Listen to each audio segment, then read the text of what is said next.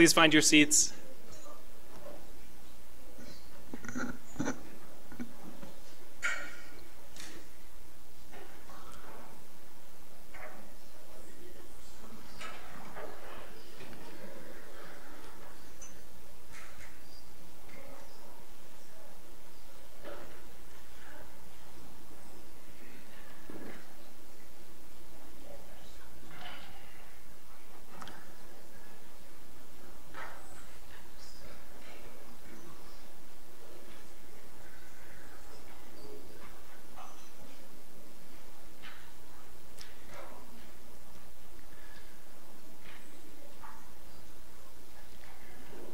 Okay.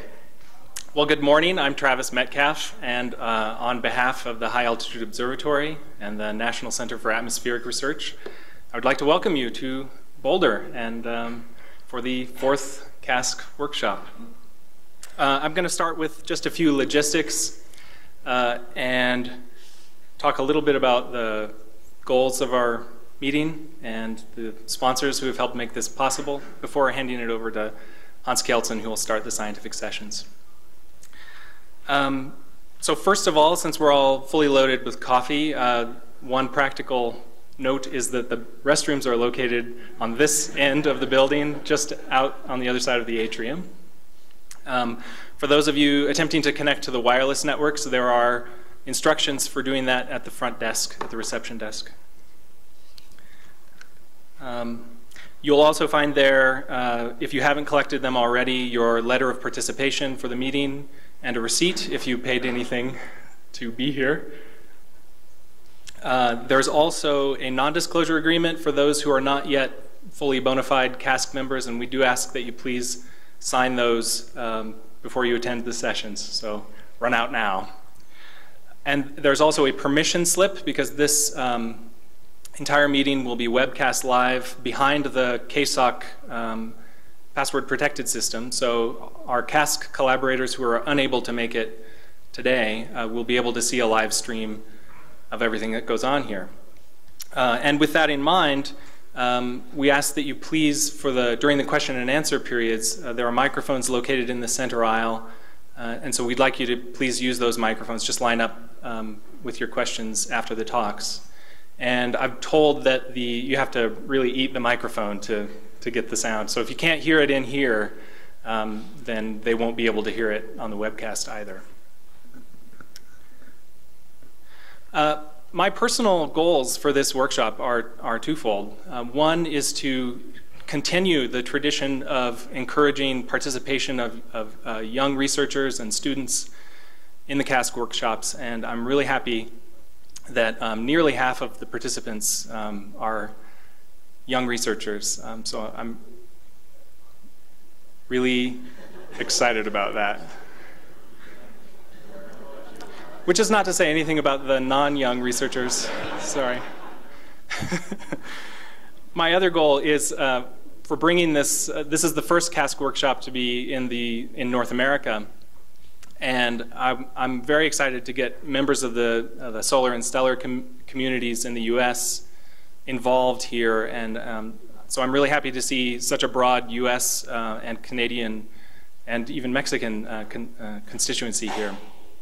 So I think we've already met our goals before we've even started. I'm excited for what the week has in store. Sorry. I'm anticipating that everything will go smoothly so that I can enjoy myself with the rest of you, and so I don't want any troublemakers.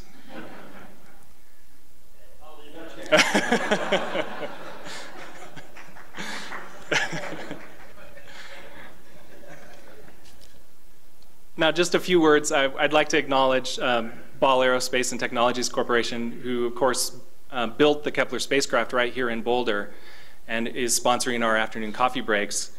Also, the Center for Astrophysics and Space Astronomy at the University of Colorado is providing for the transportation every day, so thank them for that. And our biggest sponsor is actually White Dwarf Research Corporation. It's a nonprofit organization that I started when I was a graduate student in 1999. Just to put it into context, in 1999 there were discussions about corporate power. people were protesting the annual meetings of the World Trade Organization and the International Monetary Fund. And I thought, well, I wonder how hard it is to just become a corporation. And in Texas, it costs $50. So I thought, if nothing else, this could be a plan B for myself if a career didn't materialize in an organic way. In 2005, White Dwarf Research Corporation got a grant from Google for free online advertising and a number of other services. And a few years later, thinking about how to effectively use this grant, I started the Pale Blue Dot Project, which is a project that allows any member of the public to adopt one of the Kepler target stars for $10 and get email updates of whenever planets are discovered. So it's part education and outreach and part fundraising. And we're using this money, of course, to support the KASC collaboration. Being international, NASA cannot fund it itself. And so this is a modest but nice source of private funds that can support things like this. So each of the students or postdocs who had their registration fees waived for this conference can thank 35 members of the world community for adopting Kepler stars. So with that, I would like to officially open the 4th KASC workshop and turn it over to Hans Keltzen.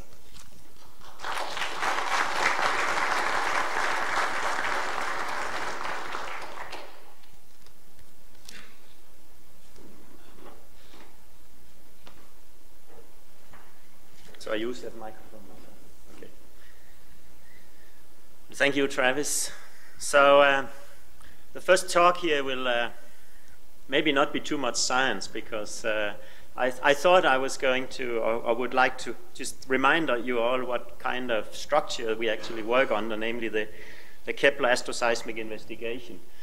I think what we will see this week as a result of astroseismology being such an important part of Kepler is in fact really so amazing that if someone came from 5 years ago and stepped into this room and stayed here this week, I don't think they would believe what they are going to hear of new discoveries and amazing things we can now do when we study stars using these data.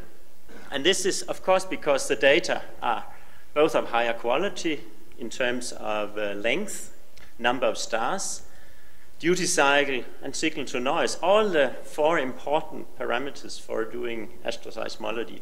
And in fact, if you look at the data we have from Kepler, it is, for many of the stars, hard to see how we can actually get better data. And this is what we will see this week. So I'm not going to review what I think we will hear this week, but that's basically the reason that we, of course, have this workshop.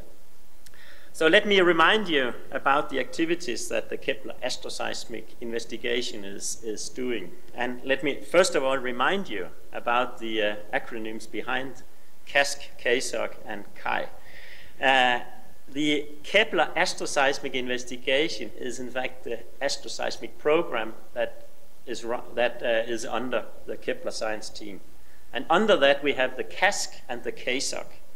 And the KASC is all of you. It's the science consortium where all members of the community can get access to astroseismic data. And then we have the KSOC, which is the Kepler Asteroseismic Science Operations Center, where you get data. That's the place where you get the data, and it's also where we do service for the Kepler science team. Namely, we do astroseismology on planet host stars, and that's, of course, a major reason for having astroseismology on Kepler. KASC deals, of course, with data analysis. Very important part of it is that we have to select the targets. So target selection is once that's done, of course, can't be changed. So it's a critical part of KASC that we select the right targets. And I will talk more about that in this presentation.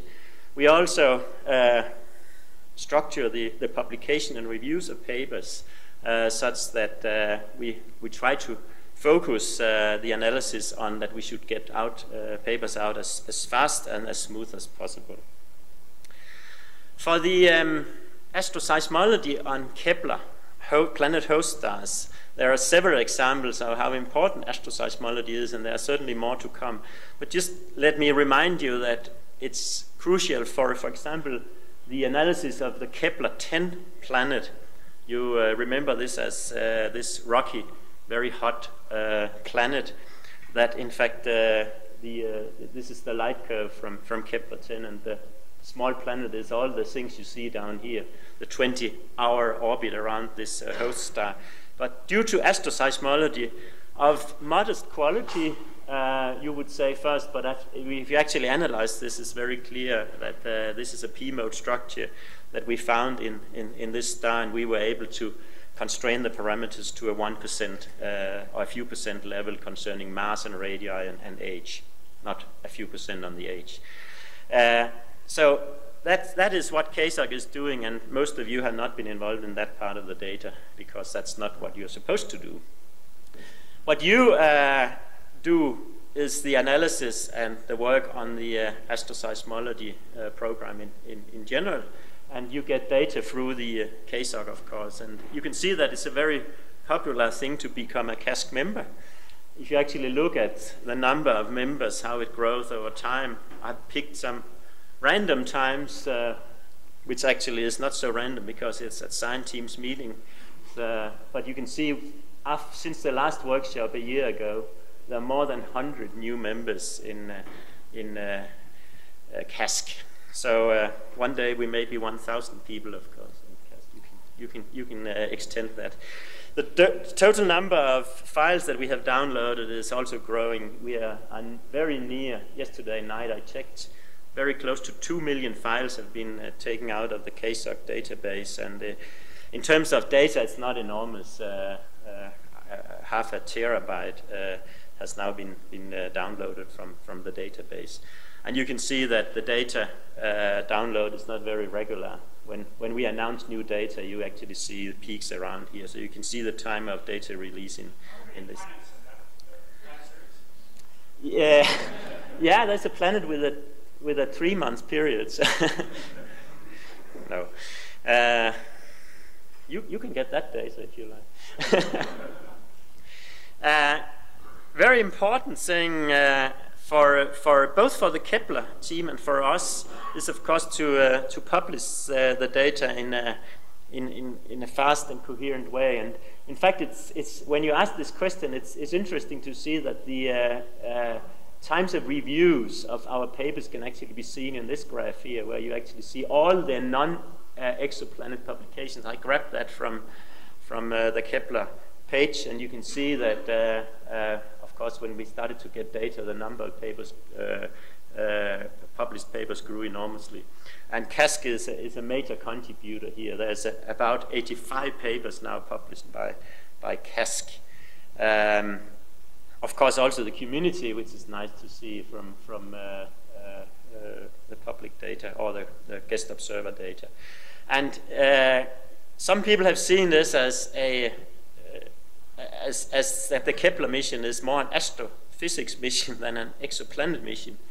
But that's not a fair thing, I think, to read this graph in this way, because we are, of course, 500 people, and the science team is not as many. And of course, we have many, many more stars than there are exoplanets.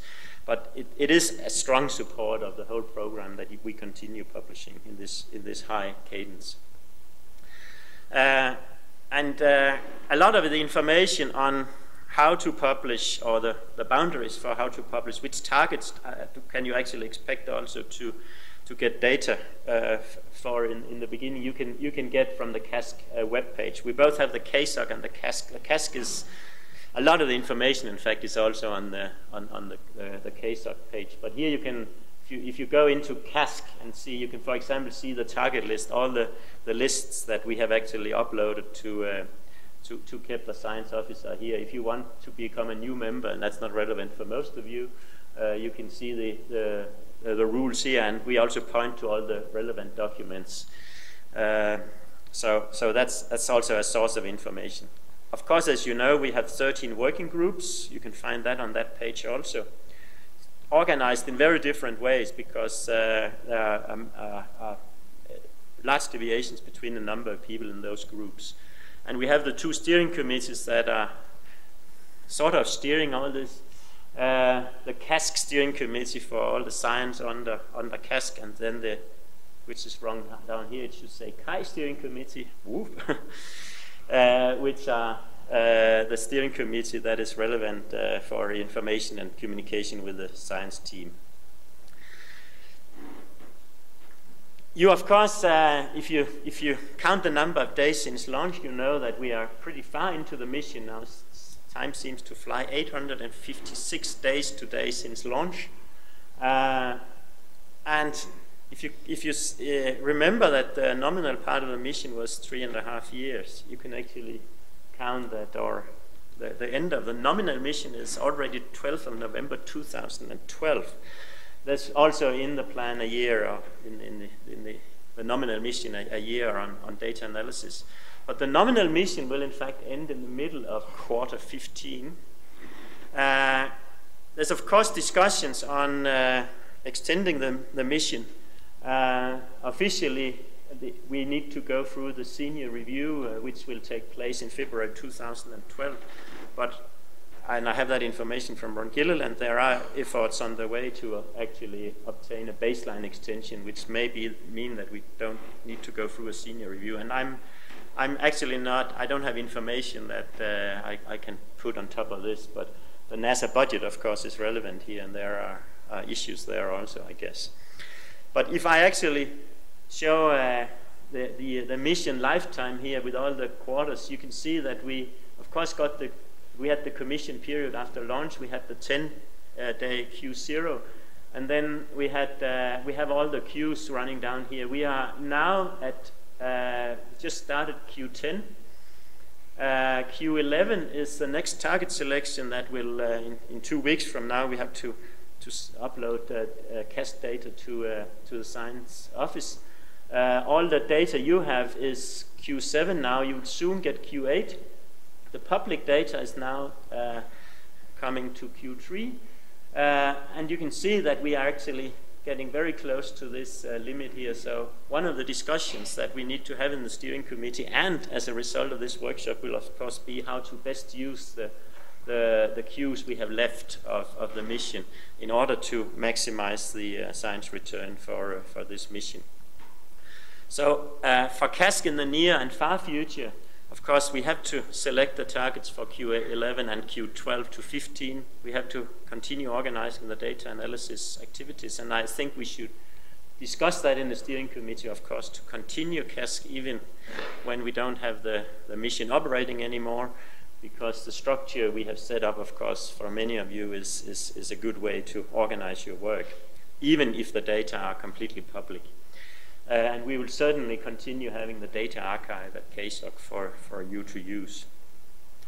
Let me also remind you that you all know we had the survey, and there's still a lot of work going on in analyzing all the data. We had 4,106 one-month target slots and 512 10-day slots. So it's a very big database that we will leave for the community in the future also.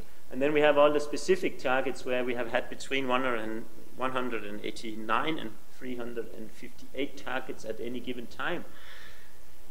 And actually for the next target selection, it seems, or it will actually be, that we now have to go down to the 140 targets that were stated in the agreements in the beginning of the mission. And the reason is that there are so many Kepler objects of interest now that the short cadence slots will also be used a lot by the science team, as was foreseen.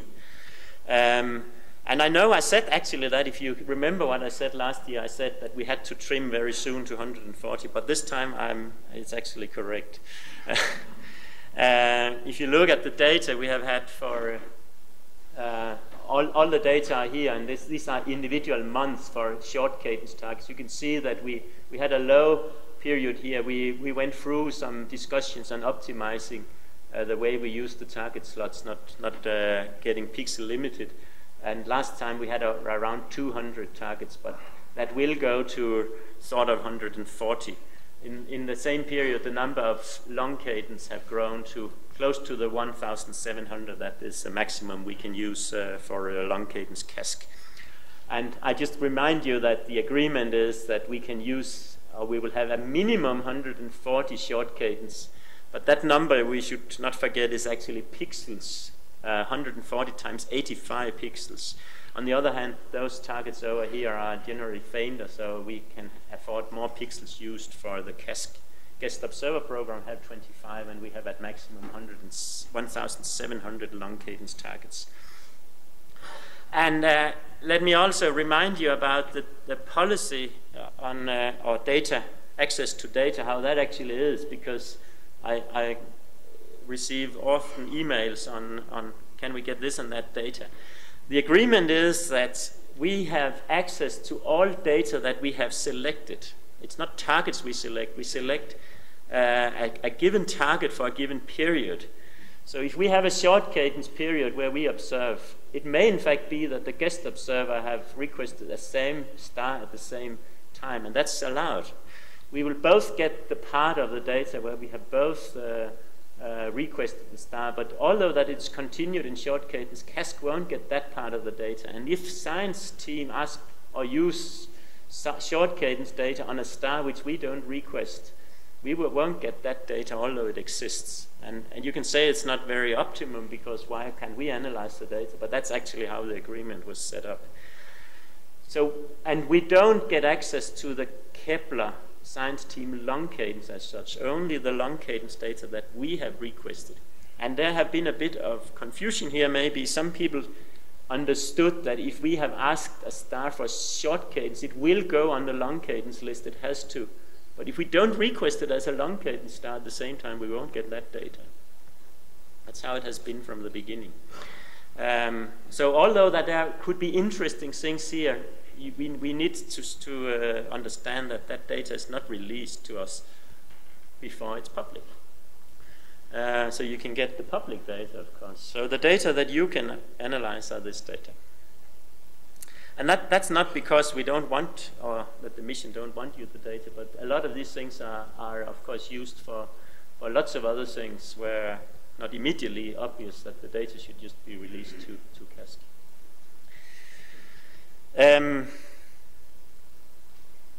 And in fact, I will finish this presentation by reminding you that there are other ways of getting data, and you should of course explore those things also as much as you like. And one thing is the guest observer program. KASC members can apply for that as any other scientist can do. And if you are a US KASC member, you can also get funding if you are approved through the guest observer program. Martin Still is here, and he can answer any questions you have on that. I just want to remind you and would ask you, if you have things you would like to do on the guest observer program, to remember that the next letter of intent is due 4th of November. The proposal is due on the 16th of December. And there's also a DDT possibility, which some of you already have used, and it's a very down-to-earth, I should say, procedure. In fact, you just have to email to Martin at the guest observer, and then you can get his response. He's also the committee, and which is very good, fast and smooth. And the next date is very soon, July 24th, if I believe I got the information correct. But Martin can correct me if well, he's talking now. And there's the data archive and public data. In fact, we have decided to transfer all public data and also flag us as public into the KASC database, so you can actually get public data this way. And especially now where pixel data are coming, it's quite a challenge to have all that data transferred, of course, but in principle, all that data should be available to you, not only the KASC data, but also the public. And let me also remind you that all the data policies we have set up are actually not relevant for, or do not comply to the public data. You can use the public data in the way you like. But of course, understanding the collaboration you have with other people, you should remember that when you use the data. But it was not a warning. Actually, I think you should use the public data as much as you like. You can get it through MAST, but you can also get it through KASC. And there's also a very nice data set that is completely open to anyone. You can download it from the guest observer page. This is 13 Cygnus theta sig. I grabbed that from the homepage. It's look at the scale here, 500 micromeg. Very nice data set that some people will in fact discuss here at the workshop, I believe. So let me finish by what I started with, namely the amazing thing, what we are seeing. And we shouldn't forget that when we now are analyzing the data and discuss the data.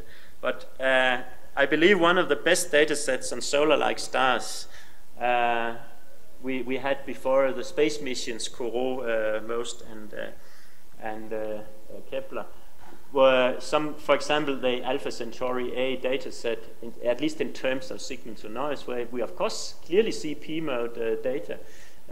It's only a few days of data with a frequency resolution of 5 microhertz, with a signal to noise of about 10. And then there are amazing data, very high frequency resolution, and data of a quality where you can start to compare directly with the quality we have of solar data. And this is, of course, because the mission was designed to be very good in terms of very long time series, very high duty cycle, high signal to noise, and many, many targets. All the things we would like to have done to optimize the Asteroseismic mission, but the exoplanet community did it for us. So certainly we have to thank them for building this amazing mission with all the fantastic research. And as a result of that, I just grabbed one thing, which will be what I finish with. We, of course, already on the original data did sort of shell diagrams. Some strange modes we may see here, not very. We saw L equal 3, but where is actually the division? Clearly here. And I mean, this is just, again, an example of what you now can do with such things I would never have believed with ground-based data. But on all the avoided crossings, all the L equal 1 structures, the structure here, is things we now see, and that keeps very important information on the stars. So this is why Kepler is such a fantastic astroseismic mission. And let me finish by reminding you of the first Kepler Science Conference, avoiding, of course, that KASC is also science conferences, but on December 5th to 9 at NASA Ames, there will be this huge conference covering all the exciting things from the Kepler mission. Thank you.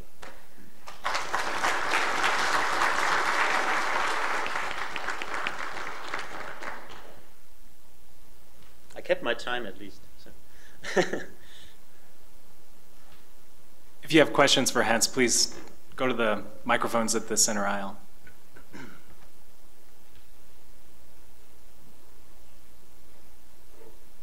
I have one actually. So for the about the mission extension, one, how realistic is it, and two, can we help in any way? Well, actually, Ron Gilliland has taken on that job to communicate the information from the KASC to the science team, and you have already contributed. I think it's realistic. Martin. Yeah.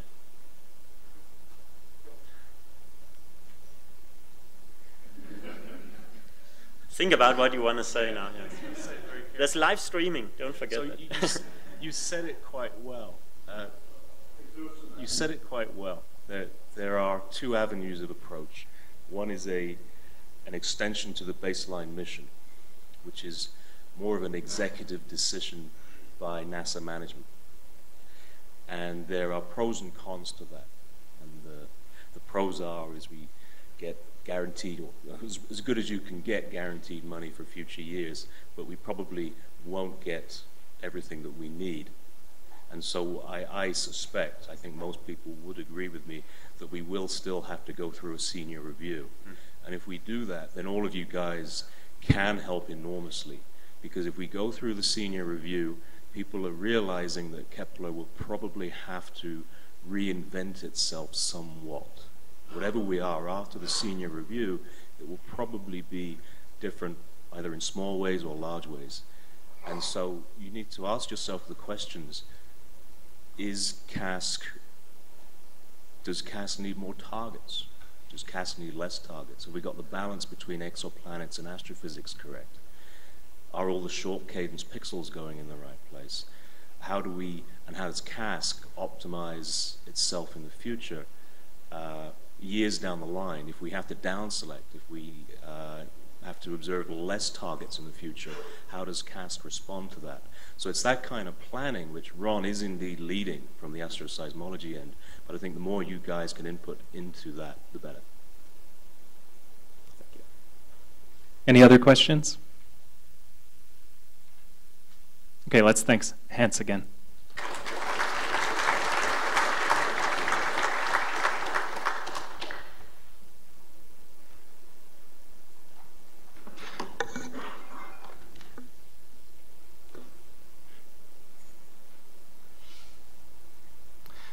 So I'm going to turn it over to Bill Chaplin now, who'll run session 1.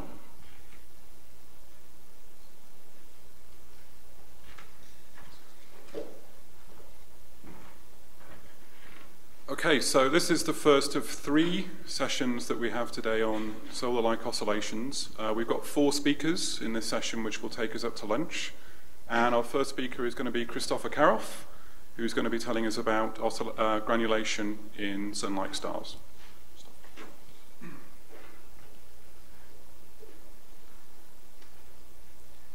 Thanks, Bill, and thanks, Travis, for organizing this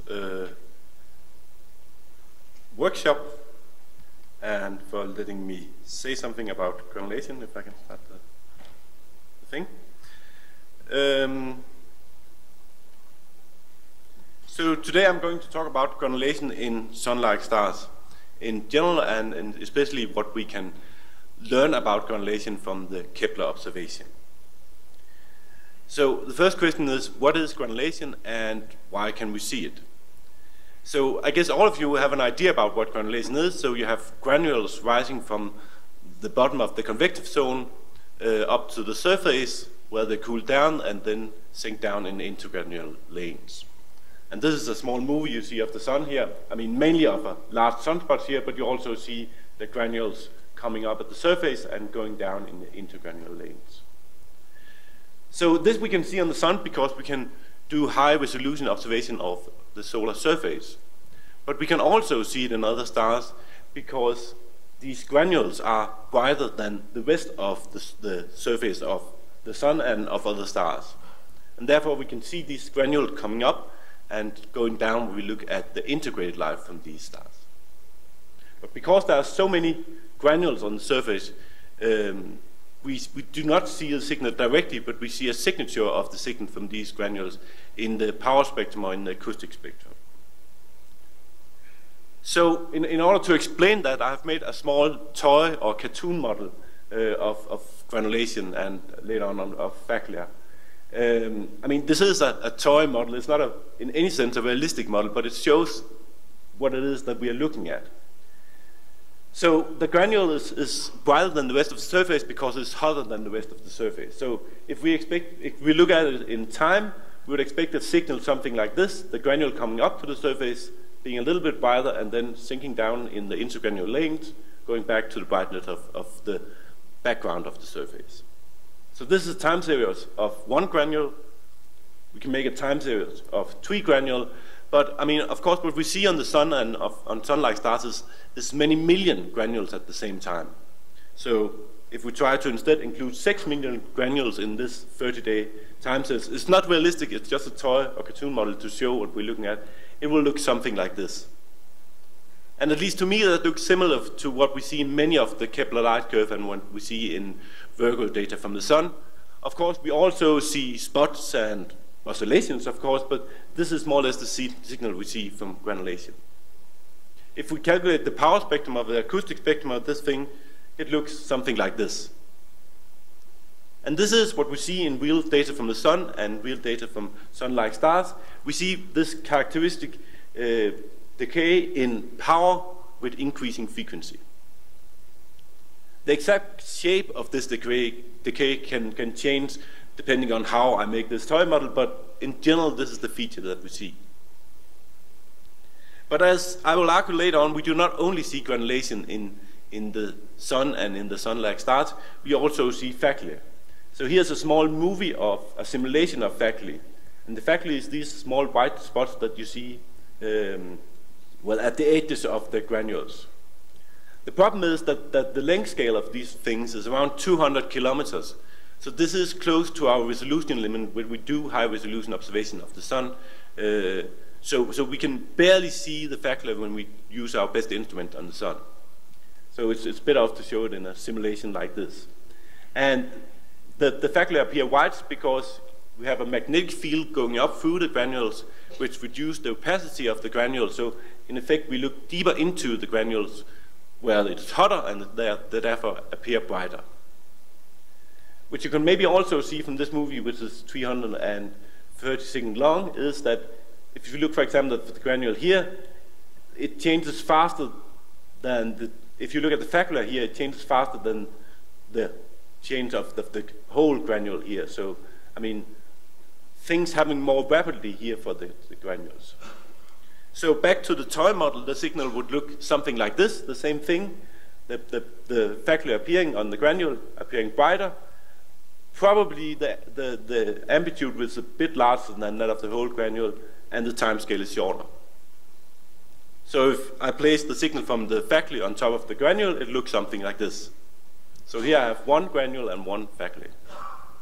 And again, 3 granule and 3 faculae, and 60,000 faculae and 6 million granule, placed random within this 30-day time series. And then I get an acoustic spectrum that looks like the blue thing you see here, so compared to the red thing we saw before with just the granule. So the red thing is just granulation, the blue thing is granulation and faculae. And you see a second bump here in power at higher frequency.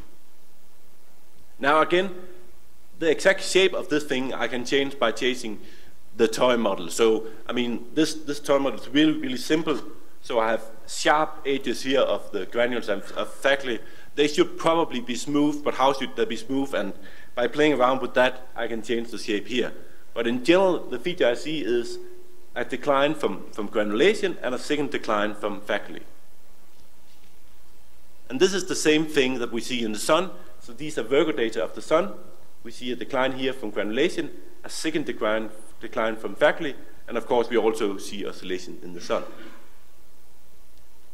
And we have known this thing for a few decades, and usually we try to model it with a model looking like this, which we sometimes call the Harvey model, where we have different ingredients. We have an amplitude sigma here, and we have a time scale tau. And then there's an exponent here telling how fast the thing declines, telling something about the memory in the process. And that exponents have traditionally been anything between 2 and 7, 8, 10, or something like that. The exact value of this exponent, at least I'm not sure of it. I don't think the physics tell us what this exponent should be, and depending on which data we use and how we model them, we can take different choices. There are also things like it seems to at least go up to higher frequencies to decline a bit faster than this model and stuff like this, but it's usually this model that we use. So this is for the Sun, but using data from Kepler we can do the same thing. So these are examples of 3 Sun-like stars observed with Kepler, where we have in black a binned spectrum, and in red we have this Harvey model overlaid with 3 different components: a component from granulation, the solid line, a component from faculae, the dotted line, and a component from oscillation, the dashed line. Also here I've calculated the significance of this second component from faculae. So in the first star it's really significant with a probability of 0.999. In the second star it's a bit less significant with a probability of only 0.98. And in the last one it's not significant with only a probability of 0.87. And I think actually you can also see that if you look at the observation that here when you look in the black line, you see a second bump or a second decline in the power. Maybe you can see it here, but you cannot see it here. And this is what we see when we look at the Sun-like stars. Around half of the cases fall up here, and the other half of the cases fall down here. So going back to this simple model of the background, this Harvey model, there are two parameters in this model that we are interested in measuring. There's the amplitude and tau. So first, the time scale.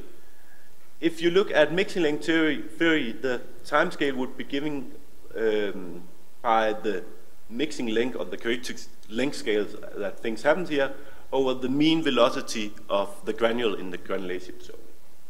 And you can scale that with stellar parameters, so you have the mixing length parameter, you have your radius, the effective temperature, and the mass. What have also been done, and what have probably been done more traditionally, is just to say that the time scale of the granulation scale with the time scale of the oscillation, or with the acoustic cutoff frequency. And the mean period of the oscillation in these stars is given by this expression. It's a little bit different from this up here, but actually, so this relation here was introduced in Hans and Tim's paper from '95, and if you compare the two of them, you see this linear scaling with the oscillation. So here you have the oscillation period, or the time scale of the granulation versus the oscillation period. You see the linear relation, and then you see the relation for mixing length theory for masses, different isochrone with different masses around one solar mass. And there's not much difference here. So, I mean, at least I'm not able to say which of these two relations is the right one to use. They're too similar. If we try to compare them to some observation of granulation in sun-like stars, these are all the blue marks here, characteristic timescale as a function of oscillation period, that both follow these relations either given by the mean period of the primary oscillations or by mixing length. I've also included here the characteristic timescale of the Fackler component that we measure in some of the stars. Now, I don't know how to predict this timescale. Based on high-resolution observation, based on this simulation, it is clear that it is shorter than the characteristic timescale of the granulation. But how much shorter is not clear. But given the observations that we have here, it seems that it's roughly a factor of 2 shorter than the granulation timescale, which seems in agreement with our physical understanding of these faculty. The other component that we can measure is the amplitude, the sigma component, which is given by the intensity contrast of the granulation. So the intensity contrast of a single granulation with respect to the background divided by the number of granules that we can see on the solar or stellar disk. So, I mean, the higher the contrast is, the higher the amplitude, and the more granules that we can see, the lower the amplitude, because it's a noise process. This thing here we can, of course, measure from high-resolution images of the sun, but how it would scale for other sun-like stars is difficult to say. It probably scaled with the temperature somehow, but it's difficult to say. So the first thing to do when comparing with other sun-like stars is assuming that this thing is the same for the sun and other sun-like stars. And then this thing just scale with the number of granules on the stellar disk. And that thing you can calculate, because if we assume that the size of the granules is given by the mixing length scales in the granulation zone, or by the alpha parameters times the pressure scale height, and then we have the number of possible granules on the disk given by the radius, we get this expression here that we can actually compare to. Now, because of time, I want to jump a bit forward, because we could, of course, also do the same trick for the Fackler component. Again, we run into trouble here, because what is the intensity contrast of the Fackler? Well, we hardly know that for the sun, because they happen on a scale of around 200 kilometers. So we haven't really been able to fully resolve the Fackler.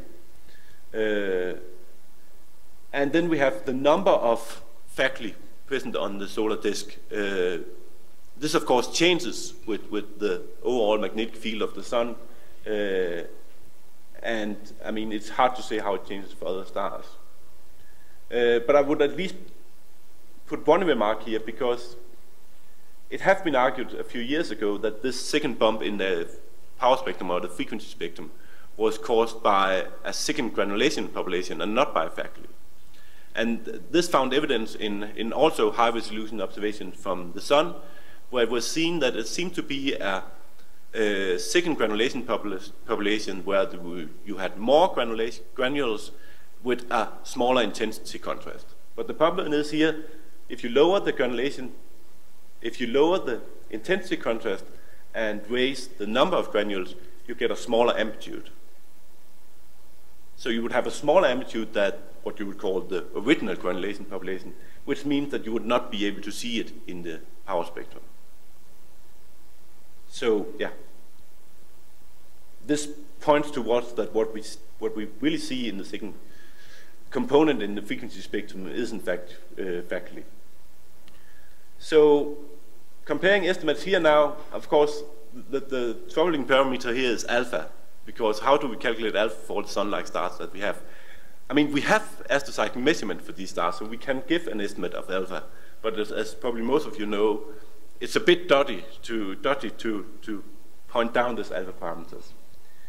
So here I have compared theoretical estimates of the amplitude of the granulation signal, either not using or using the alpha parameters, to actually real observation of sun-like stars, around 150 sun-like stars. Now, if everything was perfect, you would see more or less a straight line here with a one-to-one correlation, which we don't. And in fact, at least to my eyes, it seems that the correlation, not including the alpha parameter, is better than the correlation including the alpha parameters, which, I mean, is not like it's supposed to be. What that tells us is probably, and I'm sure that Rainer will comment more on this, is probably that, I mean, we really don't know what we're doing when we're working with these alpha parameters. At least with the seismic data we have, we're not even able to constrain the alpha parameters well enough. The last result is the result on faculty. So in around a little less than half of the sun-like stars, I see a faculty component with a probability about 95%. So here I've plotted all the stars where we can both do astroseismology and measure this granulation and faculty in the background as a function of effective temperature and luminosity. So all the black crosses are where we can measure the granulation population, and the diamonds are where we can measure the faculty component. Down here you see a age distribution, a rough age distribution, because these calculations are only based on measurement of the large and small separation, but we are still able to separate the stars into 3 different age bins, so young stars, middle-aged stars, and old stars. And we see that we, in general, detect most stars in the young stars group and less stars in the older group. But for the stars where we see faculty more or less equally in all the 3 different groups, which is at least not what I would expect, because we know that faculty is related to activity of the stars. They're related to the magnetic field of the stars. And therefore, we would expect that the young stars, which are more active, would have a stronger magnetic field, would have a higher likelihood of showing faculty than the old stars, which does not seem to be the case. Good, thank you. That was my presentation.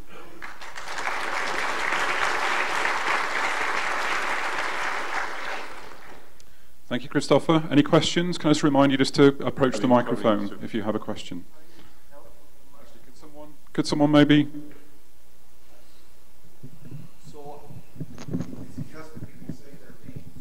This is Michael. Yeah, could people say their names as well, This is please? Michael Knörker, HAO. I know a little bit about facula. I want to note that it's not necessarily that the facula live that short that makes your short signal. It is that you're looking down a chute where you can see this hotter surface of a star that the magnetic field provides in these small structures. And we know now, because the Sunrise Balloon mission has actually observed resolved facula on their intrinsic scale. We know they are a lot smaller than 200 kilometers. but they live longer. Which means that if you have a star where, for some reason, you can have bigger structures and you have a longer time scale, that you look onto these hotter surfaces, then you get a very different signal, which could smear this out. And secondly, when you say that the facula, that you cannot see any difference over these various stars, that could well be due to that all of these stars have slightly different typical sizes with which these small flux concentrations are concentrated by the surface granulation. You don't even need to have much activity. It can be a local dynamo process that just creates them right there. And I don't see that the alpha parameter comes much into play. It's basically the drop in the pressure scale height near the surface of the star that enforces the size of the granules. Just that. You don't need much of anything else. Okay, thank you very much. First, so you say the scale is less than 200 kilometers? Oh, absolutely. So it's between 30 and 80 kilometers. Okay. And so the second thing is that you say that the facula live longer, but they still have to live shorter than the granules, right? No, you only see down this small chute that sort of holds open this hotter surface of the star. Yes. And once you have an inclination angle that is a little off, then you don't see them. Okay, sure. So the facula live longer, but the inclination angle changes, which means that what we see changes. Yes, true. And yes, I completely agree that the reason why we see the flat thing is probably that the facula signal is not so much related to what we should call the overall magnetic field, but to small scale dynamo stuff like that. But I still think it's interesting because, I mean, if we look at the brightness of the sun on timescales of decades and centuries, it's very much affected by the presence of facula. Yes. Saskia? I don't know really anything about faculae, so that's hence my question. Would you expect faculae in all stars where you see granulation, or can there be granulation without faculae or faculae without granulation? Well, there cannot be facula without granulation, but we expect granulation in all these stars. Yes, we would expect stars that do not show faculae, because, I mean, if you have an old inactive star with almost no magnetic field, you would not expect to see faculae. Okay, so the fact that you don't see faculae in half of your stars you investigated here could be that there are really no faculae, or would you expect faculae in more than half of the stars? Well, I think I would expect faculae in half the stars, but my argument for that is not really strong. Last question, Sylvain. Sylvain Jokshes, it's more or less the same kind of question. The granulation is something permanent in stars which have a convective envelope, but faculae appeared not so permanently normally. What's Well, okay, so let me try to put it another way. I think at least when you try to reconstruct the solar irradiation, you assume that there's a one-to-one correlation between the number of spots and faculae. And surely some of the stars in the old frequency, in the old age bin here, do not have spots. I mean, when we look at the light curve, there's no signs of spots. We will not expect spots. But what this results indicate is that though they do not have spots, they seem to still have faculae. Okay, I think we better move on. Can we thank Christopher again? Thank you.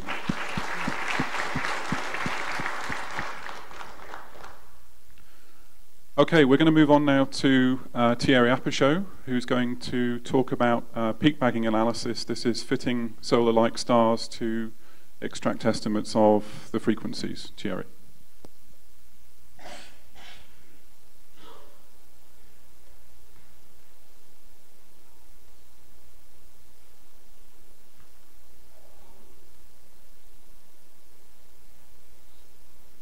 Okay.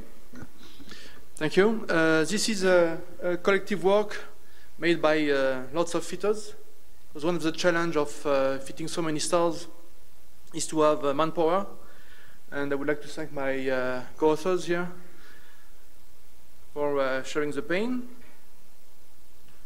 So the plan of the presentation is the following. I will go first in the challenge and what is difficult, what we have been doing, the difficulties we encountered, and then the result for a few stars, and the conclusion. And the conclusion will be targeted towards what we can do for the next mission, which might be the plateau mission studied at ESA.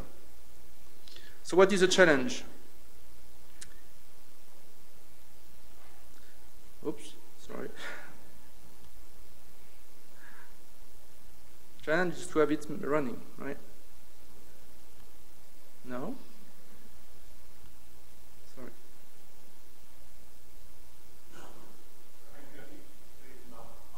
Yes. Right, so here in black, this is the NHR diagram coverage, where you have the effective temperature here as a function of the large separation. And in black, this is the stars observed, the solar-like stars observed, something like more than 200 stars observed with Kepler. In red are the stars that we choose to fit for the Q5, Q6, and Q7 runs. And this is about 61 stars. We have 61 so-called simple stars. I will show that later on. Simple stars already observed in Q1. And we have 15 stars like HD 49933 and 14 stars with mixed modes. So an example of a simple star. This is an initial diagram in amplitude. So this is for enhancing the noise. Here, this is an easy case where you can see the L equal 1 ridge and the L equal not ridge together with the L equal 2 ridge. So this is what we call a simple star because we can get the identification by eye. A more difficult one is one which is close to the HD 49933 star, where you don't know which ridge is the L equal naught, if this is this one or this one. And for that, we need the specific treatment of the power spectrum, which is done by a Bayesian approach. We have also stars with mixed modes, which has been shown by Hans. So here you can see clearly the L equal not ridge, the L equal 2 ridge, and then the high-wadded crossing of the L equal 1 ridge here. Okay, so we have divided the world in four categories. Three categories, sorry. All those fitters were fitting simple stars.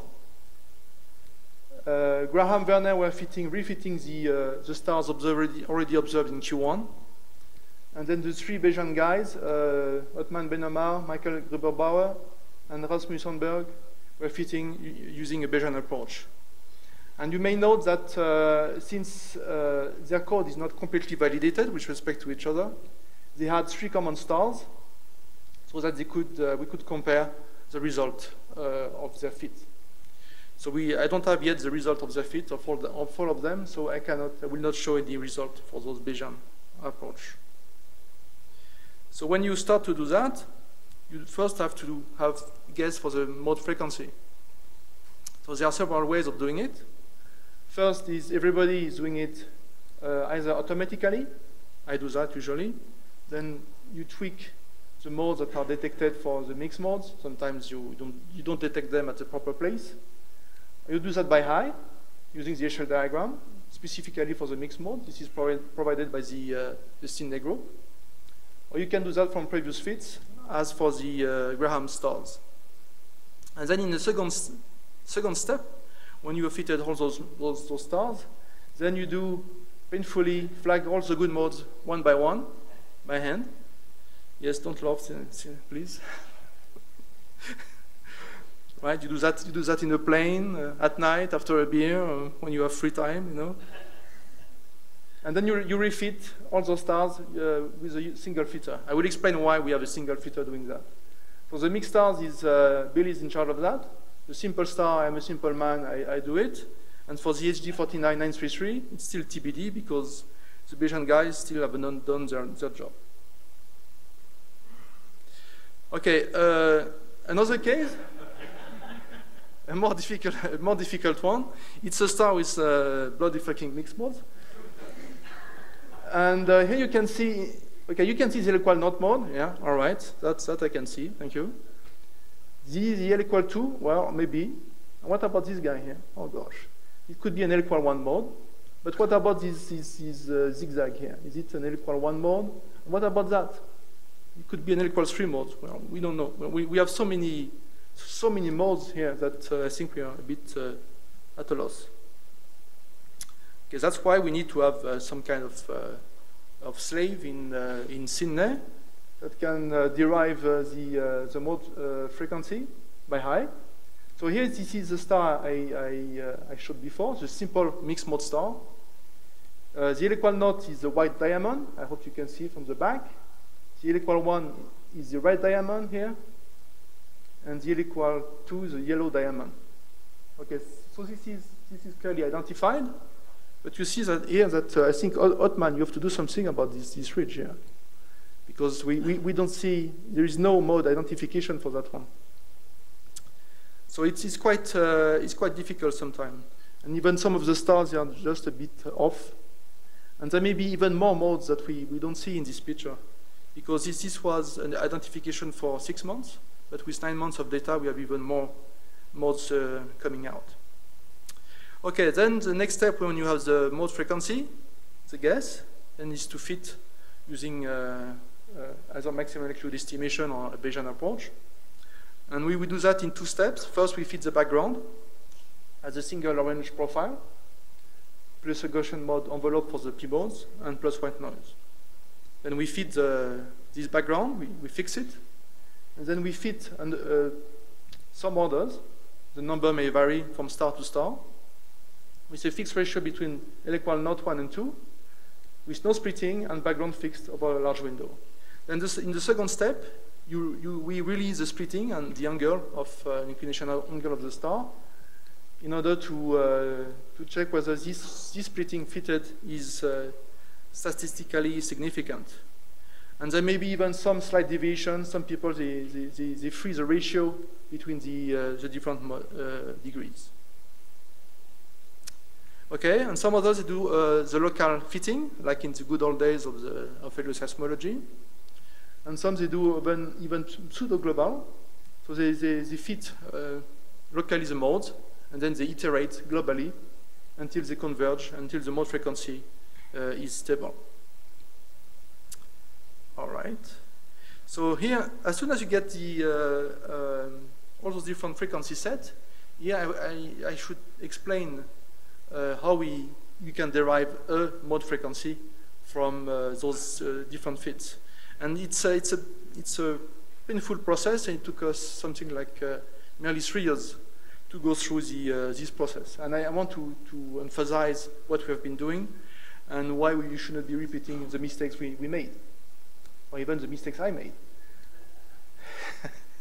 All right, first the common procedure we have is to, when you have different modes, different frequency set, you compute the mean mode frequency from all fitters, and then you compute the mean normalized deviation from the mean mode frequency for each fitter. The best fit is a fitter with the smallest deviation from the mean. Having said that, the solution is to give only one set of data. So you give the modes fitted by Hall filters, agreeing within their sigma from the base fit, and you give the number of agreeing filters for the other modes. This is what we use for Approcho et al., the infamous Approcho et al. 208. The drawback is that a single filter, if a single filter disagrees due to very small error bars, there is no final set. And then the good modes fitted by a single filter are rejected. So this approach could not be used in the next solution. So we had no final set.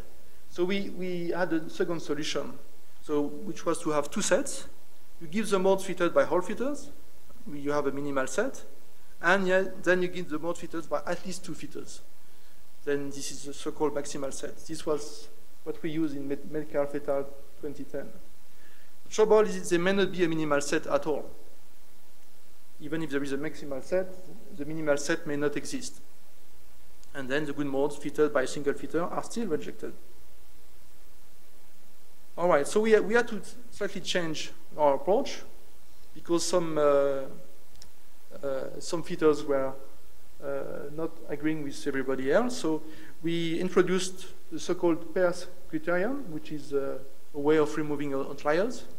The pairs criterion is dated from 1852, and it's a quite complex procedure, but it's an exact procedure for removing outliers. And I can explain you later on offline how it works. And then we implement this common procedure, and we use the same solution as solution 2 with this procedure, and we had the same problem as solution 2. So we had to devise another scheme in which we had a voting scheme in which we give the modes fitted by at least a majority of filters. Then we could get at least a good minimal set, and the modes fitted by at least two filters would be the maximal set. This is what we use in Mathieu et al. 2011 and Campante et al. 2011. The drawback is still the same. Some people, they may be able to fit modes outside the range of the common range. So the good modes fitted by a single filter are still rejected. So the last solution we have, which is I think the solution everybody is agreeing on, is that to have at least to go through the solution 4, to generate a maximal and minimal set, and then to have a single filter refitting all those stars. The reason for that is that when you have 60 stars, you cannot afford to have 60 different filters providing 60 different kinds of frequencies. So you need to have only one person responsible for providing the maximal set and the minimal set. So there is no drawback in this case. A single set of stars is fitted by a single filter. It's reproducible, and systematic errors are related only to a single filter. So this is what we used.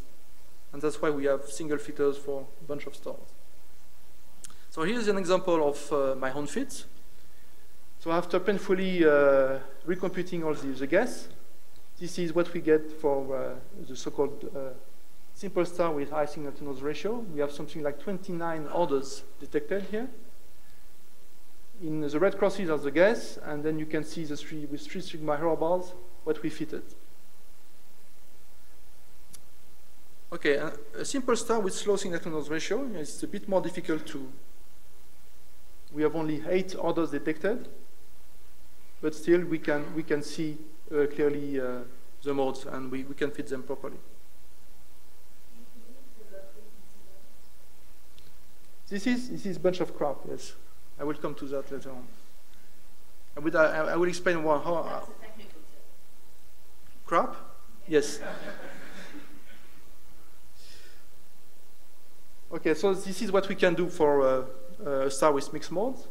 So this is quite simple in this case. So I don't want to come into that yet. So as soon as you have that, how do you define crap? Right, we have ways of defining crap properly. So we have either we do visual assessment by several pair of eyes. And when I would say several pair of eyes, it's a lot of pair of eyes. And then we use the Echelle diagram and the fitted mode for that. It's useful, but I will show it's not complete. So even when you believe that a mode is a mode, even that you're missing some mode sometime. Well, I'm doing on time. 3 minutes. Oh gosh. So the other way of doing that is to have a likelihood ratio test for testing the significance of the orders you measured. So you can do that either by switching off and on parameters and then refit. But this is extremely time consuming.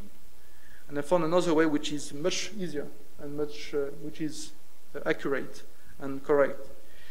What you can do is to switch off the order one at a time without refitting.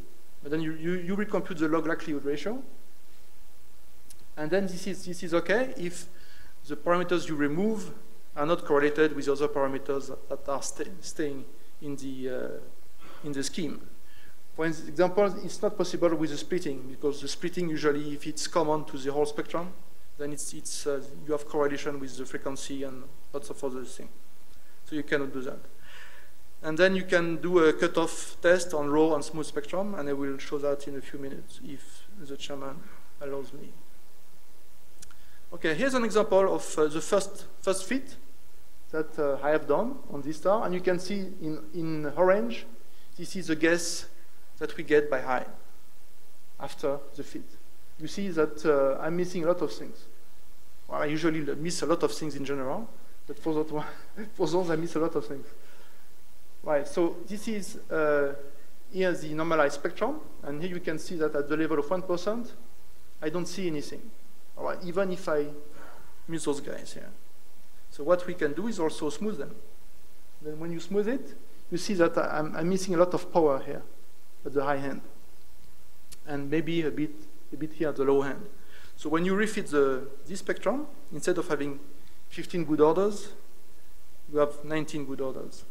So here, this is how I define crap. In red, this is the crap, which has been rejected by the test. And here you can see there is nothing to see. And then, again, you see, I might have missed this mode here at the end, which was not picked by the procedure, the visual procedure. All right. Okay, now the star with the crap. Okay, in green, this is a good fit.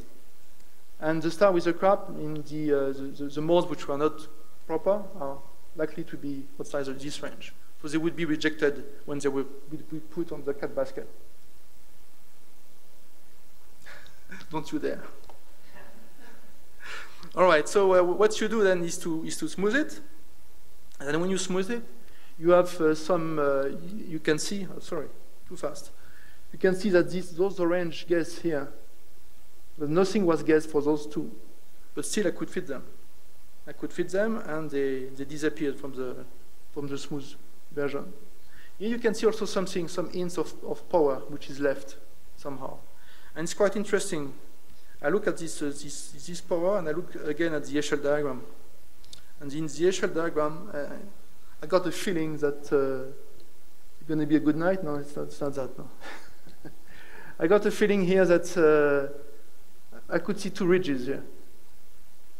And then I recomputed the HL diagram, and then for aligning this. So it could be just a hint of a binary star. A binary star was already discovered by Tim White, which was known to be a binary star. But this one star is not known to be a binary star. So either it's a trick on my eyes, but it's a trick which is on two locations. So I think it's an unlikely trick. So it could be a binary star which is not known at all. And here an example also of what we get for the high signal-to-noise ratio star. This is an example of the mode height and line width. And here you can see, if you know the sun has line width increasing from low frequency, going to a plateau where the mode height is maximum, to a plateau or even to a minimum, reducing the line width, and then increasing again. So we got about 60 of these typical line widths. That even shows sometimes the impact of the convection onto the line width. So we also see something like a decrease in line width at the maximum of power. All right. So should I say more that the Kepler stars are just great to work with all those stars, but it's I would say it's really painful to do all those things by hand. So we're trying to automate a bit more what we have been doing. It's not always very easy, but with Plateau in the future, it's going to be much worse, because instead of having 200 stars, we'll have 20,000 stars. then I will need a lot of slaves to check by hand, by eyes, all those stars. Okay, thank you. Thank you, Thierry. Okay, any questions for Thierry? Saskia. Could you just say your name, Saskia, into the mic when you, just for the people who are watching online. After you've said it 3 times now. I was just wondering, when you first showed your example where you did the gases and then a fit, I also didn't see any peaks above your 1% level. Mm-hmm. So I was wondering how you now judged it. I didn't understand your definition of crap, in short. Crap is when it's below the threshold. Yeah, but I think there was nothing above the threshold. So yes, it means so that there was if there is nothing above the threshold, it means that there is no crap left. No, but even your first fit, where you said I missed a lot of things.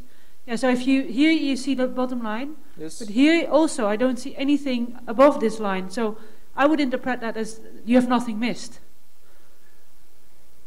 That's right, but the trouble is that those modes are very narrow, and the procedures need to be adjusted for the line width of the modes. And of course, here I need to have different smoothing factors, and I picked up just a few smoothing factors for the presentation. But in other terms, you need to adjust the detection level for different smoothing factor until you define that you have not missed anything. So essentially, you're saying the yellow line you have here on the plot. This one is unsmooth at all. So you need to have different amount of smoothing for checking that you haven't missed anything. Okay, but that's not shown in this plot. It's not shown in this plot, no. Okay. And we need to have a kind of a movie to see that, to show that. Okay, thanks. Okay, Don, last question. It's Don Kurtz. This is not a question. Thierry, in English, when we invent new terms and we'd like to sound sophisticated, we use French. And so I would suggest that you don't call these things crap, you call them merde.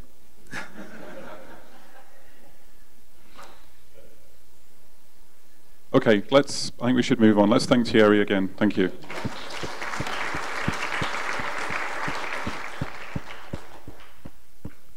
Okay, our next speaker is Tim White from Sydney, who's going to be talking about the tricky problem of mode identification in what, continuing the technical terminology, in what Tim Bedding calls those bloody F stars. So, over to Tim.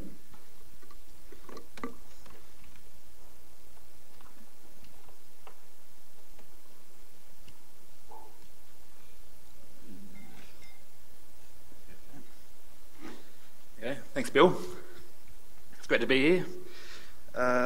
So I'm going to talk about F-stars, but before I do, I'm going to show something that's not an F-star. It's a nice, simple G-star. So Terry talked about some of these simple stars, and this is KIC 6933899. You're not going to remember that, so let's just call it Fred. Now, you could probably, where you're sitting, pick out which frequencies are real here, and you can assign them the spherical degrees, 2, 0, and 1. So, and you see a regular repeating structure, which repeats with a frequency delta nu. And you can split this up into split the power spectrum into slices and make the shell, as you've seen in Thierry's talk. And in this figure, the shell diagram, the frequencies form ridges corresponding to different spherical degrees. Now, I'm very confident I have the spherical degrees labelled here correctly, and the frequencies follow the asymptotic relation we expect for these types of oscillations. The width of the shell diagram is the large separation. We can also see the small separations in this figure. Now, but Fred was a very simple case. There's also cases like this, much like HG 49933, as Thierry mentioned. Let's call this one Wilma. Now, Fred and Wilma have some things in common. They both oscillate in the same frequency range. But Wilma is an F-star, a bloody F-star, and Fred is a G-star. So F-stars are hotter. They, as you know, the mode lifetime is shorter, which gives large line widths, and so the modes here are quite blurry. There's still a regular structure here, so we can make the shell diagram, but what's happening there is this, for correct identification, is the L equals 0 and 2 in this ridge, L equals 1 in this ridge, which we'll call scenario A, or is it the other way around? Let's just have a quick vote. Who thinks scenario A? Yeah. Okay, yeah. Scenario B and none of the above. Yeah. Okay. So this is the F-star problem, or HG 49933 syndrome, which is how we actually decide what is going on. Now, it's all started off with HG 49933, and some of you may remember this paper. Jerry? So you can see in this shell quite a mess. Now,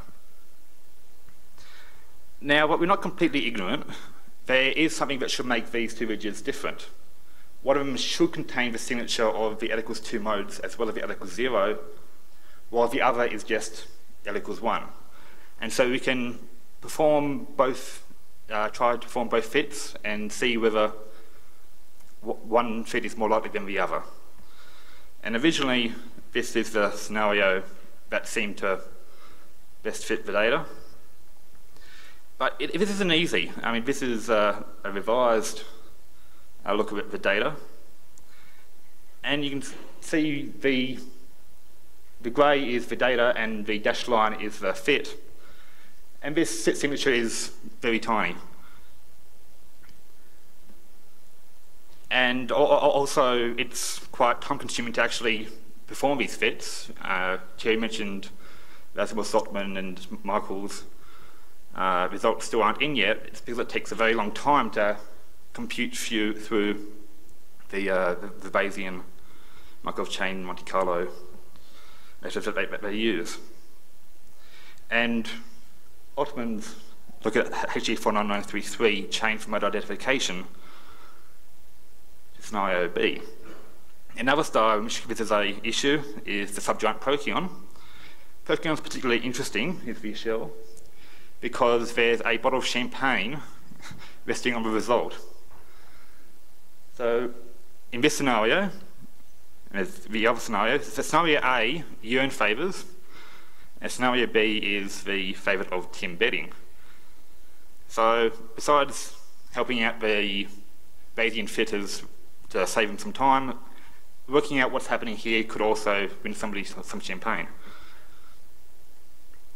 Now, I'll touch briefly on why Tim thinks this scenario B is correct.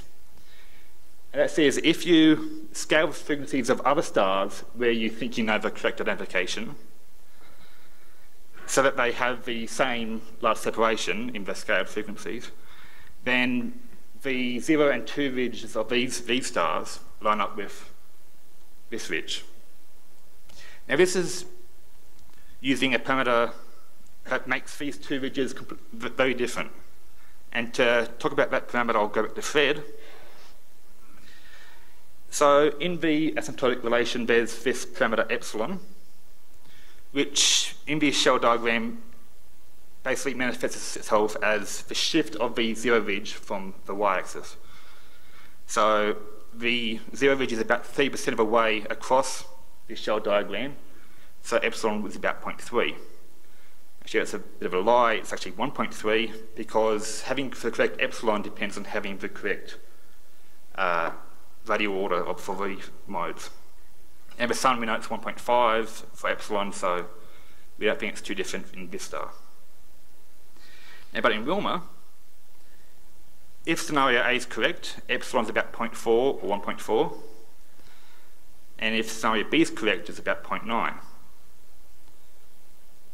Okay, so if we can decide what epsilon should be, we can decide what the mode of identification should be. So to decide that, let's start with stars that are easy, some cool G stars. Here's the zero ridge, and epsilon's about 1.6. If we get a bit hotter, you can see how epsilon varies as we go towards the F stars. Now you may be noticing as temperature increases, this ridge is shifting across to the left, and epsilon's getting smaller. So when we get towards stars where it gets starts to get a bit messier, we're still sure that this is the zero ridge because the trend is quite continuous. And here it's quite difficult. And here you would have no idea otherwise. Like so. So it seems there's a relationship between epsilon and effective temperature of these stars. Now what do models show?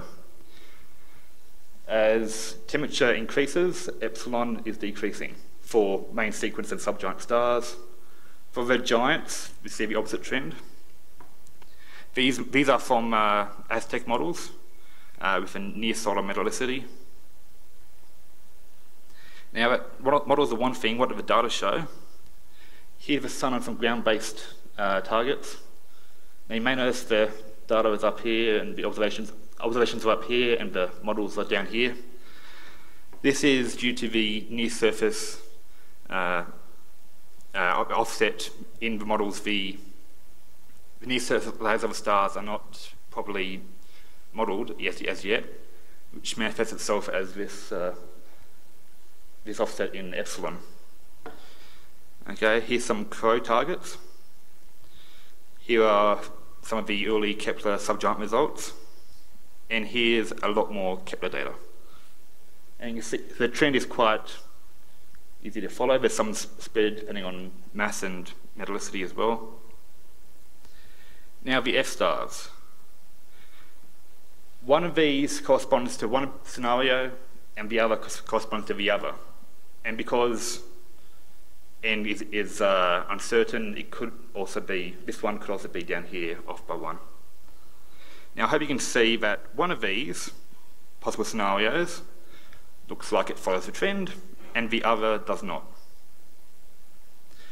So this is just a solution that if we know the temperature of a star, we can compare the epsilons of the two scenarios quite simply and decide the correct identification. So Ottoman, Rasmus and Michael can just fit once instead of having to do both and compare the likelihood. So we can use this extra information to as a prior to inform our decisions. Okay, let's have a look at some earlier interesting stars. So HG 49933, where the scenarios lie. Well, scenario B matches the trend, so the revised scenario is correct, and scenario A is off. There's another CRO target, HG 181420. Scenario 1 is one that matches the trend, scenario 2 is off. We went back to the start. Who said scenario A? Yeah, sorry. Scenario B is correct. Scenario B is always correct, I think.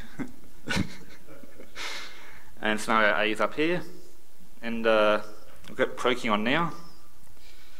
So unfortunately for Yearn, scenario A doesn't look like it looks good.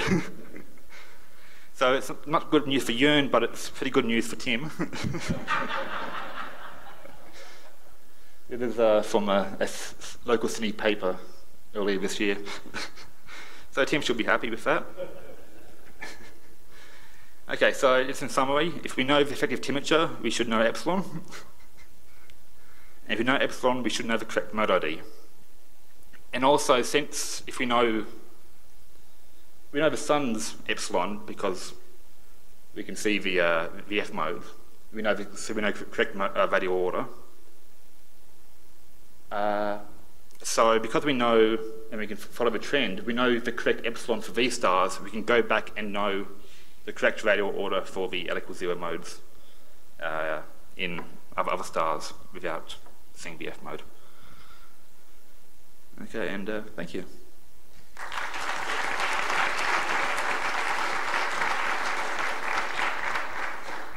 Thank you, Tim. Questions? Christopher at the back. So my name is Christopher. Why is there an offset between the theoretical models and the observations? Okay, so the theoretical models do not properly model the near surface layers, and this results in a so there's a trend increase with frequency, but the frequencies are off in the models than what is observed. So this is seen with the sun, obviously. So in near surface layers, the oscillations are no longer adiabatic, but the model's frequencies are calculated as if they are. Mark? I have a really basic concern here. Sure. At 6,300 degrees and hotter, it's an observational fact that stars spin fast. Yes. They're very strongly non-spherical. On 6,300 K and cooler, it's an observational fact that they tend to spin very, very slowly. I'm gathering this is not included in the scaling, and it seems to me it's an absolutely fundamental feature of mode propagation. So one question is, are people seriously looking at the interaction of rotation and pulsation and what it might do to the frequencies on the hot star side? People are looking at rotation and such. I haven't taken that into account, obviously, here. I'm just following the general trend. No, I mean, just in general, to emphasize that this is a beautiful exercise to try and identify which of these families is right. But you might very well have a situation where rapid rotators permit completely different sets of frequencies than slow rotators do. Yes. And that means you'd be capturing some kind of average behavior if you're lucky for the right kind of rotation rate. But this whole business of classifying really should include this because they're very different stars. Thierry and then Tim, and then we should probably move on. Yeah, Thierry Porchot. Just one comment, two questions. How do you derive epsilon from T effective temperature? And second question, I didn't catch that, sorry. How do you derive epsilon from effective temperature? Okay. And the second question is, since the surface effect is not properly modeled in any model, do you believe the location of your epsilon in your diagram here? Okay, so we can. It's quite simple in principle to measure both epsilons for a star, and once we have effective temperature provided by Mark and others, then we can plot in this figure the two different scenarios, and from the one that matches the trend, we can rule out the other. That's what you meant? The question is not about what they are observable. How do you derive it analytically, epsilon from TF? Okay. So the theoretical. Because you said non-TF implies you know epsilon. Mm-hmm. Okay, so it's empirical. Thank you. Yes, it is. Yeah. Yeah, but okay. Last comment, question, Tim. Yeah, sorry, my voice is nearly gone. Just to comment on Mark's comment about rotation. These stars are not in the instability strip. They still have a convection zone. And so they're not rotating particularly fast. Procyon has a period of 10 or 20 days, something like that. So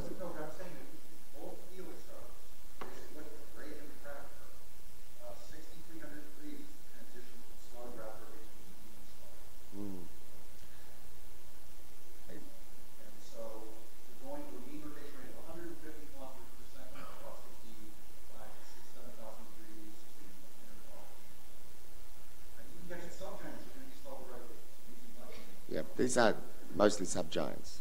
Yeah. Okay. Okay, I think we'd better move on. So let's thank Tim again. Thank you, Tim.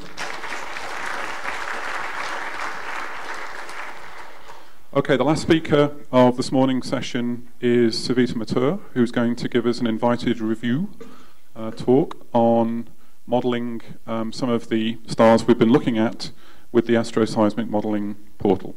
Savita.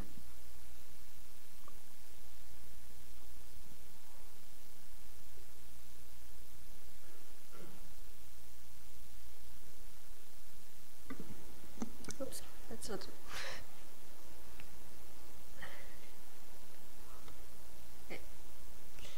Okay, can you hear me? Yeah. Okay. So, hello everyone. I'm really happy to talk about this modeling of these solar-like targets that we're observing with Kepler using the Asteroseismic modeling portal, and especially the very interesting results that we're getting now. So here is just a brief outline. So first I'll talk about some open issues that we have on the solar modeling, and then we'll see how we're getting, with the huge amount of data we're getting with Kepler, how we're getting to this grid modeling and mass modeling, and showing how we're getting really exciting results with AMP, some examples, and finally some conclusions and perspectives. So for the solar models, so I'm not going to go into really details about that because you might already know most of the things. So here are some open issues according to my vision. One of the most controversial things these last few years was the abundances, the photospheric abundances with the release of the Asplund and collaborators 2005 abundances, showing these large discrepancies in the sound speed profile that you can see here as a function of the radius. So using the old abundances, we had a pretty good match between the observations and the models, and with the 2005 abundances, we had this very large discrepancy that came out. That's one of the things, but then you also have these problems with the treatment of the near-surface layers. We know that the treatment of the convection might not be completely correct, and it might have some impact on the deriving of the high-frequency modes, and they can also be related to some failure to model the atmosphere of the sun. Then you also have the dynamics that are not necessarily included in all the evolution, stellar evolution codes. So, for instance, the rotation here, you can see how the sound speed profile can change with different rotation rates included in the codes, and you can see that when you increase the rotation rate in the ZAMs, in the 0H main sequence, the discrepancy between the observations and the model increases here.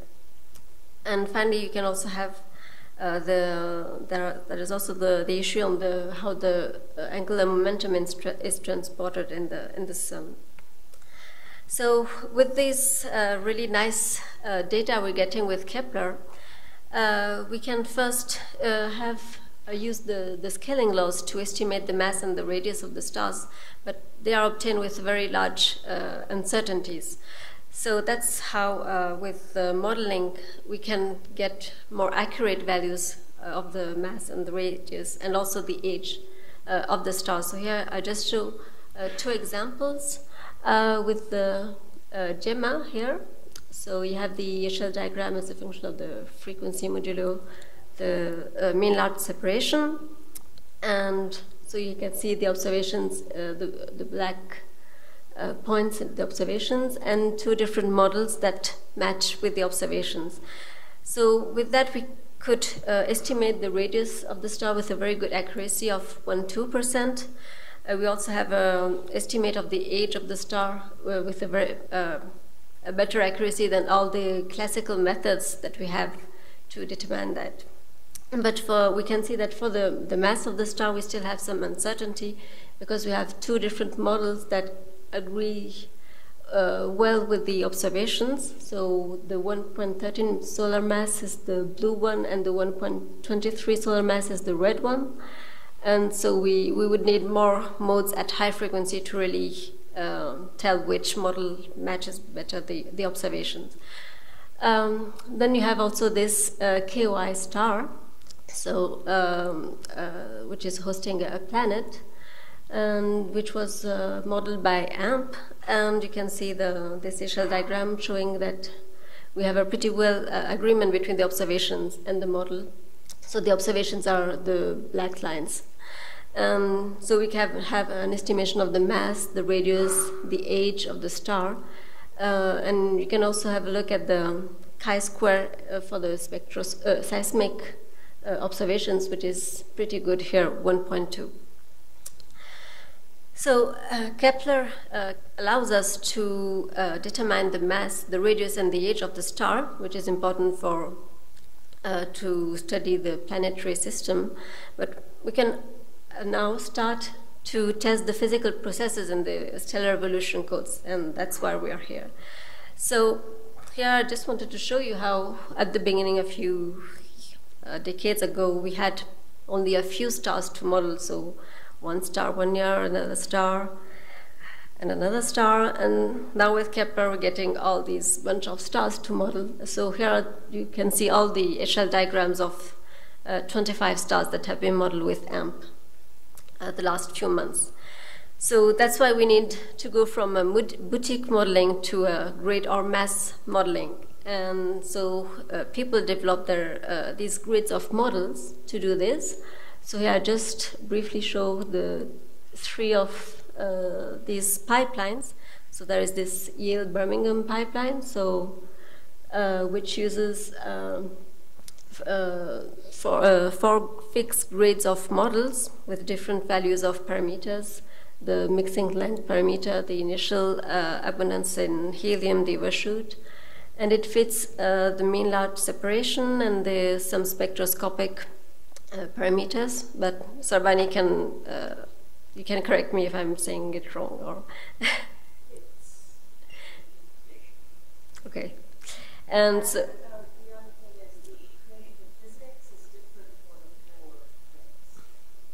okay, so the physics are different for the four grades. Okay, and so this pipeline gives the mass, the radius, and the age of the star. Then you have this and the log G. Sorry. And you have the SEEK pipeline, which is based on the Aztec code, and which has no rotation and no overshoot, and a large number of grids, and which fits the mean large separation, the small separation, the effective temperature, log G, and metallicity. And finally, you have the radius pipeline, which is also based on the Aztec code, that has no rotation, no overshoot, no diffusion, and which fits the mean large separation, the effective temperature, log G, and metallicity. So this leads us to the Asteroseismic modeling portal. So this portal is based on the Aztec stellar evolution code with all these physical processes and inputs that are in the code. So once we have once we have a model, we compute the frequencies using the ADI PLS code. And one thing with this code is that with this genetic algorithm, it optimizes the model to find the best match with the observations. So we look for a global minimum. So compared to a grid of models, it's just computing all the tracks instead of using a grid, and we're looking for the global minimum that we can find closer to the 3D observation. So this genetic algorithm computes 200 models for each genetic algorithm. So there are 4 models that are run in parallel. And once we have the global minimum, we use a SVD code to look for the local minimum and to compute the error bars. And here you can see all the parameters that are, the range of parameters that are used look for the global minimum. So to fit the stellar age, what we use is the large frequency spacing, because we know that it decreases almost monotonically with the age. So you can see this CD diagram with the small separation as function of the mean large separation. And so we use this binary decision tree to fit the age from the observed large frequency separation. And we calculate only the radial modes for each model until the final steps, and then we scale it with the frequencies with the surface corrections. So for the surface corrections, we use we know that the modeling of the surface of the convection zone is not perfect, so it leads to systematic errors. And so we use the method developed by that is described in Kielsen and collaborators 2008. So we use this, we fit the model S with the AMP, and we compared the frequencies with the Bison radial modes, and the difference between these, the model that is fitted and the observations are fitted with a global fit, and which gives an estimation of how to correct the surface effects. So let's come to the web interface of AMP. So you can go on this website and you can register to run and submit any stars you want to model. So the different inputs you have to put are the seismic observations, so the individual frequencies, the large separation with their associated error bars, and also, as well, the spectroscopic observations with their error bars. So you can either run one model or do an optimization run to find the best model that fits the observations. And one thing that we also have is the chi-square for the seismic observations and for the spectroscopic observations to know if the model converges better with the seismic observations or with the spectroscopic or with both. So here I just wanted to show you some nice results we got with the ground-based observations with the binary system alphas and A and B. So these results were obtained using, I think it was Melonard et al. Data and Kielsen et al. Data for alphas and B. And what we did is, what was interesting with the results is that only giving these frequencies and the spectroscopic parameters, we managed to get the same initial helium abundance for both stars, and a very similar age for both stars without giving any other constraints. So that's very exciting, because we didn't do anything and the code is just giving the same thing. Then that was really good. So let's move to the Kepler stars, because we are here because of that. As it was said by Thierry, there are a large number of solar-like stars that have been observed during the survey phase. So we took the 22 best stars observed during 1 month, plus actually we used 3 stars observed during more than 8 months during the survey phase. And so, and there is more to come with the Q5, 6, 7 data. So what we wanted to do with AMP was to do a uniform analysis of all these stars to have a basis of the results on the stellar parameters for these stars. So we're not really changing the physical inputs of these stars, but just trying to have a basic on the stellar parameters for these Kepler stars. So we use the spectroscopic inputs from ground-based observations, except for 2 stars, and the mode frequencies from Thierry's P15 work package, and when possible, some luminosity constraints. So here I just wanted to show you the comparison of the results with the other pipelines, Yale, Birmingham, Radius, and SEEK. So you can see here the radius obtained with these 3 pipelines as a function of the radius obtained with AMP. So you can see that there is a very good agreement between the the results of these for these stars. Maybe a few outliers here, but it's pretty good. And here you have the same plot, but for the mass, where we have a bit larger discrepancies. But basically, the results are pretty consistent. And if you look at the log G, it is also very well constrained between all the pipelines. And for the H, here you have a really large discrepancy, and this still has to be, we still have to work on that to understand what's happening there. And yeah, I forgot to tell you that so far we don't have any error bars for AMP because we are still computing the SVD code, so it will come later. So now I just focus on a few examples, a few stars. So I'm sorry for the people who won't see their favorite stars, but I had to choose a few of them.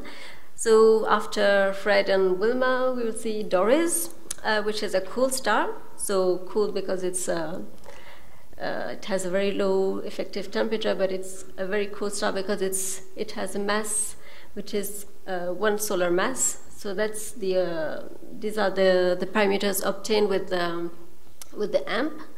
Here you can see the shell diagram.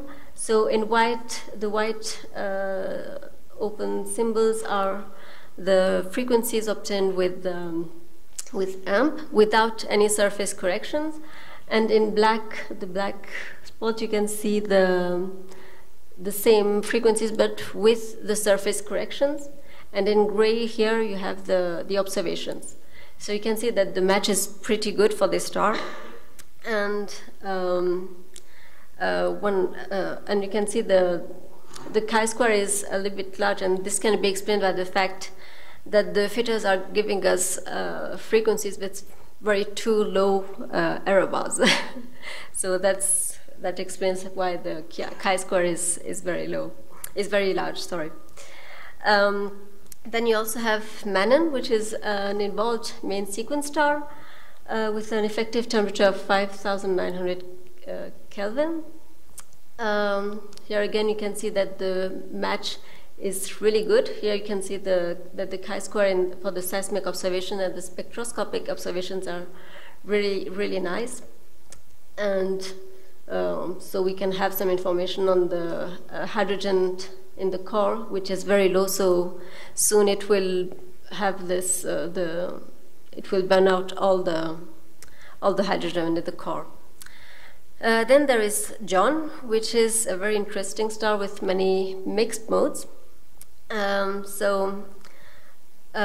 has a mass obtained with AMP of 1.17 solar mass, a radius 40% larger than the Sun, and an age around 6 gigayear. And this star has no hydrogen left in the core, which was exhausted at 4.8 gigayear. And here you can see the evolution track of the star in this HR diagram with the little hook of the helium flash for this star. And then there is also this Pookie, which was an interesting lesson because, so I don't know if you can see it, but no, sorry. Sorry, no. That's when I think it's when the hydrogen was burned, yeah. And so for Pookie, the first set of frequencies we got from the filters give us for this last frequency that there was an L equal 1 here, but we couldn't find any model with AMP that converged to this model. So we asked the filters to have a look at the new data, because these data were for 1 month of data, so now we have Q5 and Q6 and Q7. And actually this mode was L equal 2 mode, so we could change that in the model, and we have a better fit now for the star. So we could decrease the chi-square now to 6.4, and again the large value of the chi-square is because of the small value of the error bars. And beside that, we can see that the spectroscopic chi-square is also quite large. And this is something that we have with AMP, especially for the subsolar metallic stars. So this points out that there is some issues with the subsolar metallic stars that might need some other physics to compensate that, but we still have to understand that. So to conclude, we have seen that we did this uniform modeling of 25 stars with AMP. We got some really good agreement between the observations and the models, except a few cases. And it's really encouraging because we're using models that were based on the sun, and we can really nicely model these other solar-like stars. We also have these issues with very subsolar metallicity stars. We also have to understand if we should use, because so far we're using lower weights for the high frequency modes, and we might have to change that to use the same kinds of modes for weights for all the modes instead of using different weights. And we also need to check the surface correction. So we also have a good agreement with the other pipelines, Yale, Birmingham, Radius, and SEEK, with the radius and the mass of these stars. And I just wanted to show you, to give you this sentence by Jan Roxburgh, who said it a few weeks ago, saying that, okay, we're trying to fit the models, but we can fit a square in a circle, so we might not find the real model of the star, but something that fits the star. So, so we are really going through amazing times, and everyone has been waiting for all these opportunities to test the physics of the models. So for decades, well, not for me because I started only a few years ago, but okay. And so we can now start to probe the interior of the stars and test the physics of the models, and we will soon have much more stars to model and to understand the physics. So thank you very much. Thank you, Savita.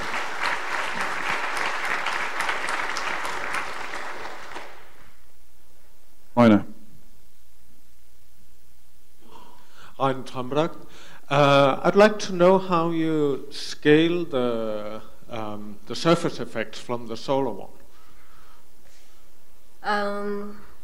So, well, I think Travis can explain that better than me because he did that before that I arrived here. But I think it's based on, first, we try to fit the model S using AMP, and then we measure the difference between the fitted model with the Bison data. That's right. And we fit this difference to find it's a global fit, I think, to find the correction we need to... Yeah, so you have the correction for the sun. How do you use that correction to other stars? Oh, for other stars? Yes. I think it's just a function... Oh, it's a homology scaling. Okay. Okay, thank you. So one quick question. Why does that blue line not go in between the yellow lines in the HR diagram? Why it's not, sorry? Why the blue line doesn't follow between the yellow lines in that HR diagram there? Oh. The stellar evolution between... This one? Yeah.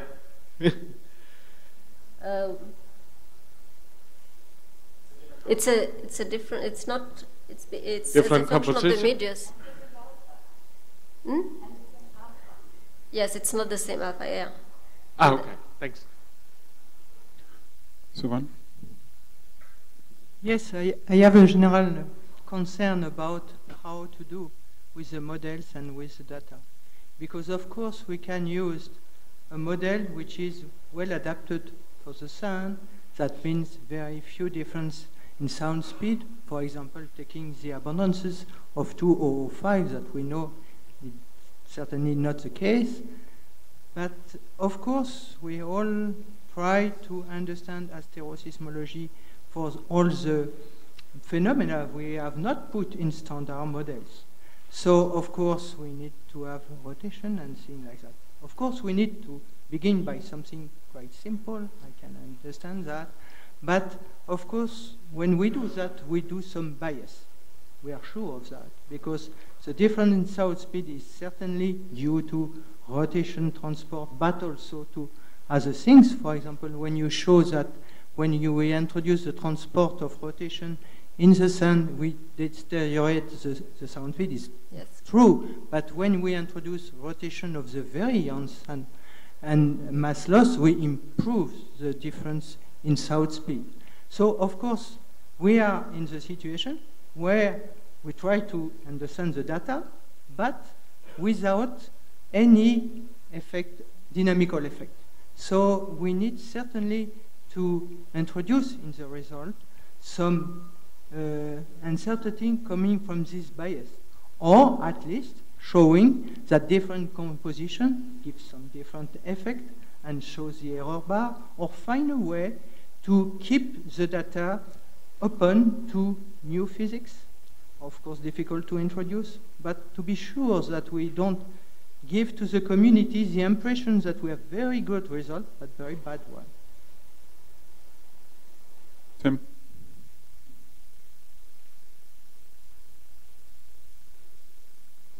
Tim Benning.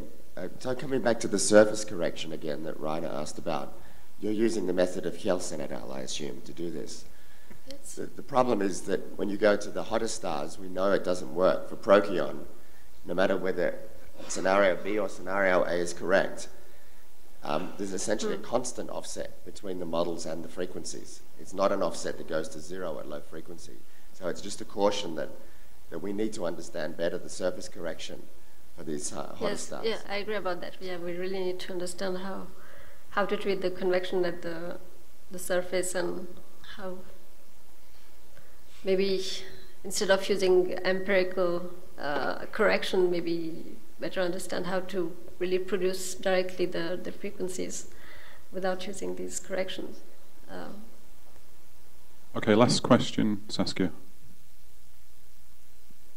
I'm not sure if it's a question for you or for Tim White, but could you use the results that Tim White just showed to improve the computation of the surface correction?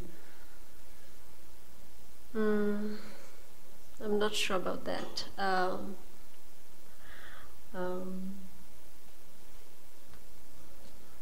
Yeah, I don't know. Do Tim or Tim have any comments on that? No. Okay. One to ponder, maybe. Okay, let's thank Savita and all our speakers. And thank you all for running to time. I'm going to hand back to Travis. Just a brief announcement before lunch, just to let you know how it's going to happen. We basically have a buffet lunch.